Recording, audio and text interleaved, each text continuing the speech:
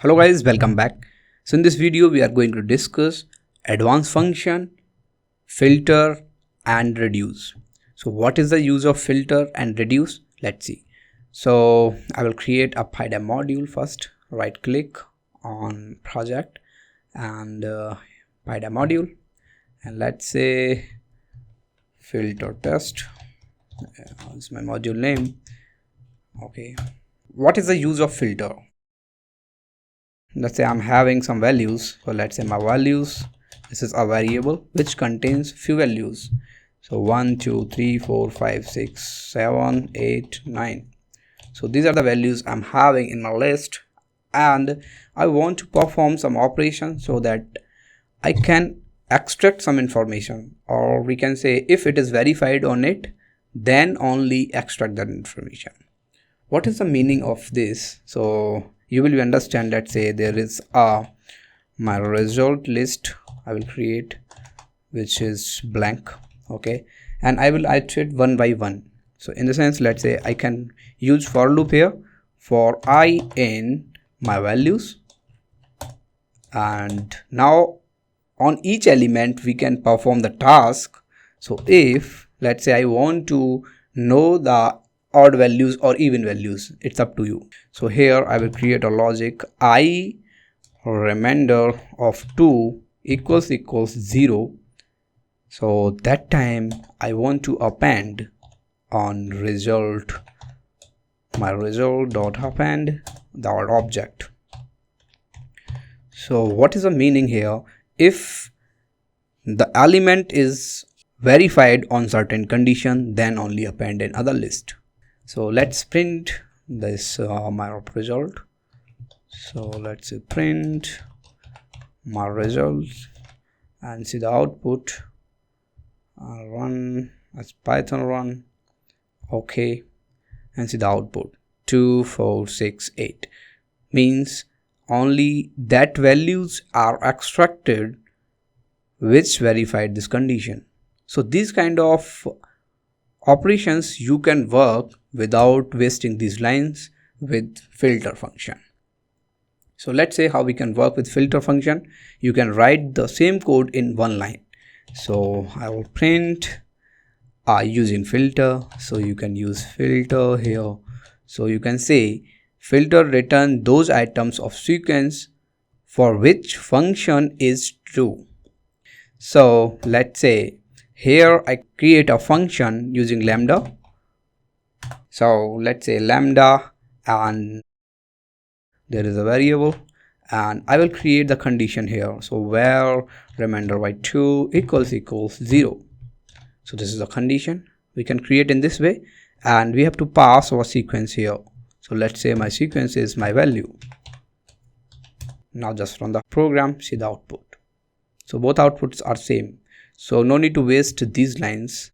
You can use filter function and you can filter out at certain point of condition. If it is verified with the element, only that element it will append in a list. So this is the functionality of filter. So let's see how we can understand it with an example. Let's say I'm having one paragraph. So my paragraph equals, let's say this is my pen. Okay, so this is a sentence. So in this para I want to know what are the characters we used. So let's say I will create a list my words, or we can say letters. Okay, so words will be like that: A first element, then B, then C. So you can see here I created a variable which is my word, and this list contains all the alphabets, and I want to know that what are the alphabet has used to create this sentence, or we can say what are the alphabets is used in the sentence. So let's see how we can create this logic using filter. So print filter, and here we will create a lambda function. So lambda, lambda variable, and we will perform the operation on variable. So let's say var, and in here I need to check in paragraph, right? So if variable present in my paragraph, then only append in a list, and my sequence is my words. So how it will work? So it will iterate one by one element from the my word and into my paragraph. So let's see the output. So only in one line you can see I am able to iterate, or I am able to perform the same operation.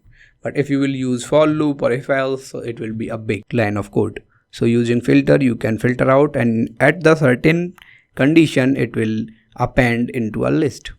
So in this way you can use filter, and these are the use cases we can create, and it's up to you how you are creating this filter. So even you are using here lambda, if you want to use any function also, you can pass function. So move to the next point. So next topic is reduce. So reduce is also an advanced function and very useful. So let's see what is the use of reduce function.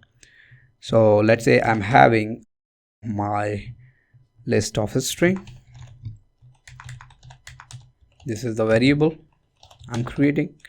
So let's say list of string equals, let's say these are the list, this is the second element, and my is the third element, and the fourth element is, let's say this is my pen. Okay, and I want to perform some operation. It should be merged, like we can perform operation like with the first element, with the second element, then third element. I want to perform the operation this way.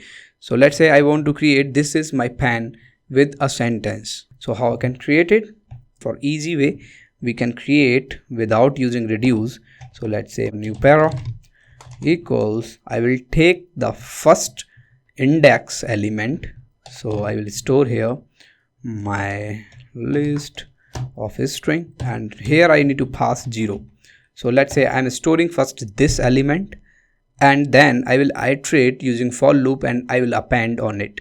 So for I in my list of a string, and we have to start from 1 to the end. So this is slicing concept. If you have any confusion about slicing concept, you can watch my first series. So let's see, I will create this logic here.